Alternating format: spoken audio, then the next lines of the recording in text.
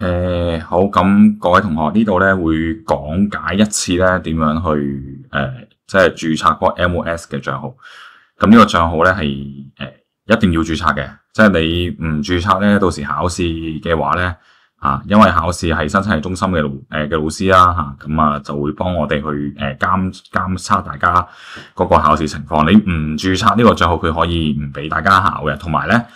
大家成功通過咗咧，咁就會有電子證書啦，等等啦咁或者係一個紙本證書啊，或者成績表，咁全部啲電子嘢咧電子嘅所有嘅文件全部咧都要經呢個網站去攞到嘅，咁所以呢個網站咧就一定要註冊，咁同埋要記得嗰啲可能註冊嘅時候咧嗰啲帳號等等嘅情況嚇。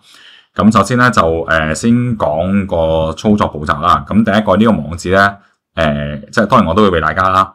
咁然後咧就撳呢個 login 同埋個 register 咧就登入。咁入到嚟咧就如果你上年或者之前已經參加過嘅同學咧就照 login 嘅啫。咁如果新嘅同學咧就撳呢個 join for free。講漏咗啊！咁你英文唔 OK 嘅話咧，咁你可以撳翻右上角嗰個地球標誌，就揀翻中文嘅，係啦。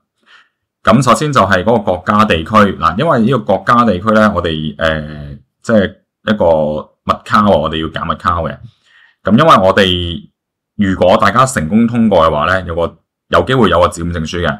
咁嗰個紙本證書咧，就佢寄唔寄到嚟係一回事啊。但係咧喺呢度，咁但係咧就佢要成功寄到過嚟澳門嘅，咁所以呢度咧，我哋只能夠揀嗰個密卡。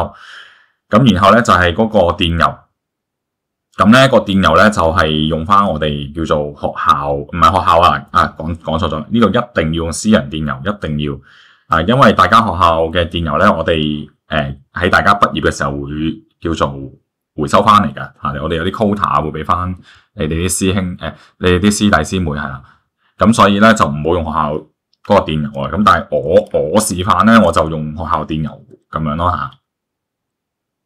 咁我試下呢一個。咁然之後咧就係嗰個密碼啦佢有個規則嘅。咁大家要記住，如果唔係你常用嘅密碼咧，咁嗰個規則即係大家可能要習慣一下啦。OK。咁跟住咧就我同意啦咁跟住就下一步記得千萬要用私人電郵我做示範先用學校電郵做示範啫。好，咁然後咧呢度咧就係要大家打嗰個姓名咁樣嘅，呢度打中文或者英文都得嘅。咁我舉個例子，呢個名啦，咁譬如我個名叫陳大文，係嘛 ？OK，你咁樣就得嘅。咁或者你話唔係嘅，我係英文嘅，泰明。係嘛 Chang，OK， 咁都冇問題嘅。咁你見到右邊其實都顯示翻嗰個大家個名。咁但係咧就記住一件事呢個係生產力中心，我都係要提示嘅。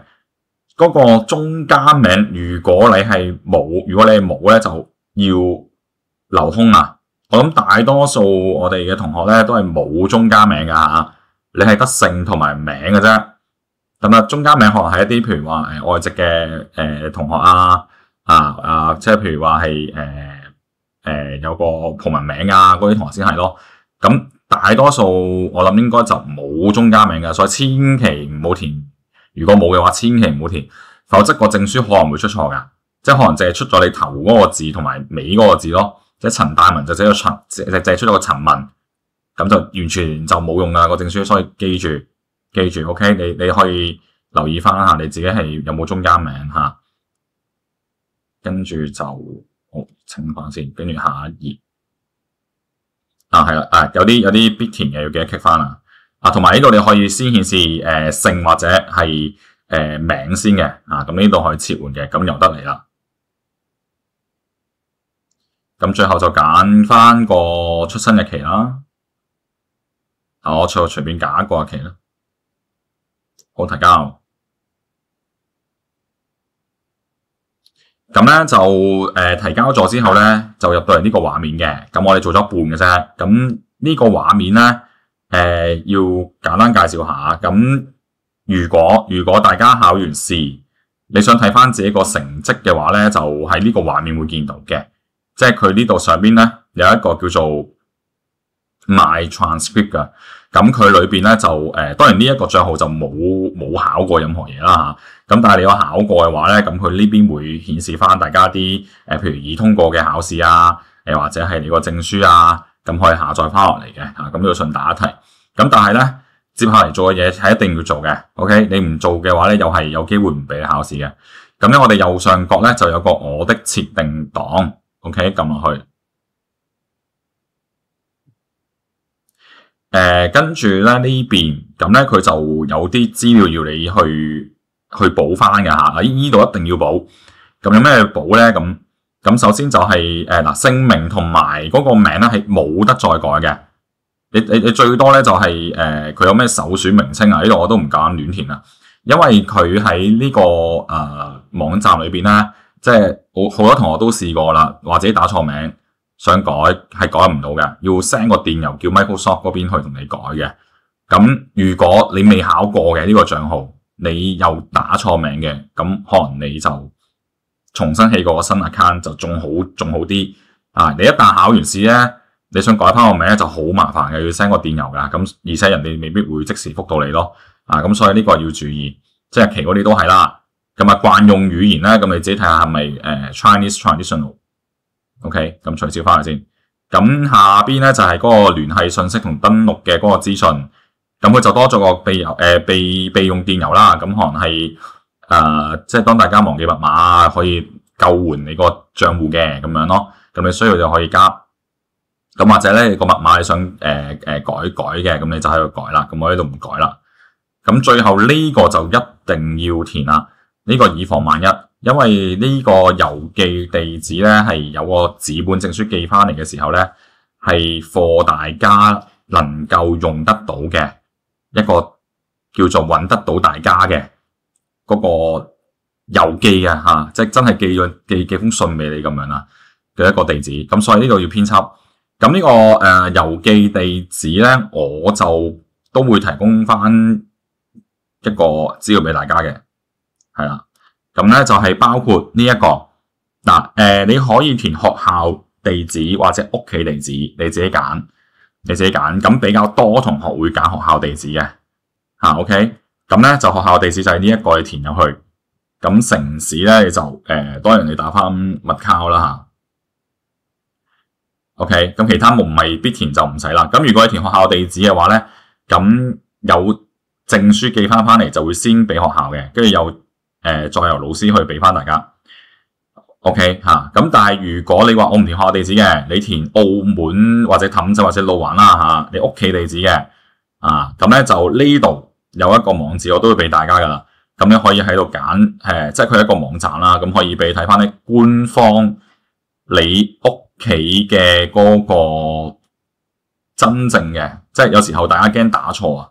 即係正確嘅嗰個大廈喺邊個地方嗰個名啊，嗰個詳細地址 ，OK？ 咁你可以跟呢一個嚟去查都得嘅。咁你唔想麻煩嘅話就我諗學校地址係嘛 ？OK？ 咁我儲存。咁呢個就第一個必填啦。呢個係必填啊，上面你唔填都 OK 嘅。你呢個一定要必填啊，就以防萬一佢可以寄到嗰個郵件翻嚟嘅時候咧，你就可以收到。咁第二個必填嘅咧就係呢個程式。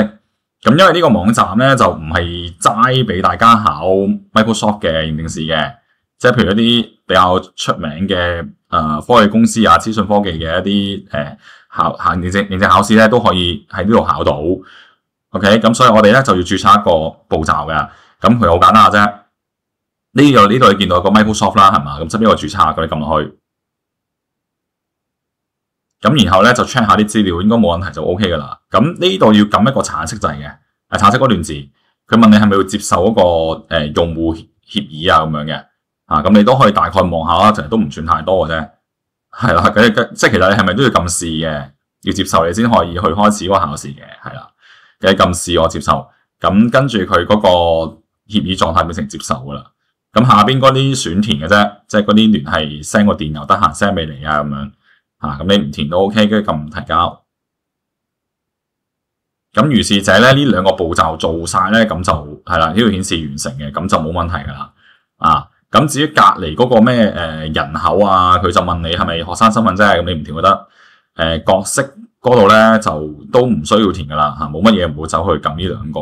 咁最緊要就係嗰個程式同埋佢前面嗰個佢應該英文翻譯嘅，佢顯示輪廓啊。咁但係最重要就係下邊嗰個郵寄地址。OK， 咁呢兩個做翻好咧，咁後續嘅話咧，到時大家log in 翻個帳號咧，咁啊就得噶啦。咁但係記住一件事啊，記住呢個真嘅，一定要記得你登入嘅嗰個電郵 ，OK， 同埋個密碼，當日去考試係要用嘅，同埋考完試你下載個證書係要用嘅。